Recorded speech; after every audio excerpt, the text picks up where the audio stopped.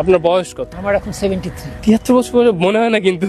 না, আমি মনে হয় না। আমি জীবন চর্চাটাকে আমি ওইভাবে নিচ্ছি। আমি ফ্রিল্যান্সার। আমি ঢাকা ইউনিভার্সিটির ছাত্র ছিলাম 1973 শেষের দিকে ঢুকলাম অনার্সে ফিলোসফিতে। এই রমনা পার্কে আমার নিয়মিত অনিয়মিত 35 বছর কম করে। পৃথিবীর সবকিছুই আমার ভালো লাগা কেন হয়, ভালো লাগাটা আমি তৈরি করি নিজে।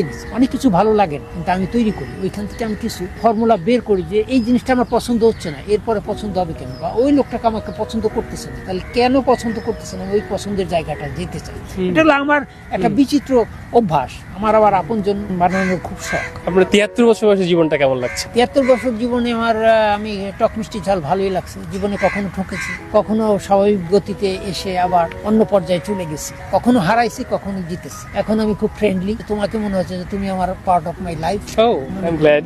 আর আমি সত্যিকার অর্থে ভালোবাসার মানুষ, নকল ভাবে না, পেশাগত ভাবে।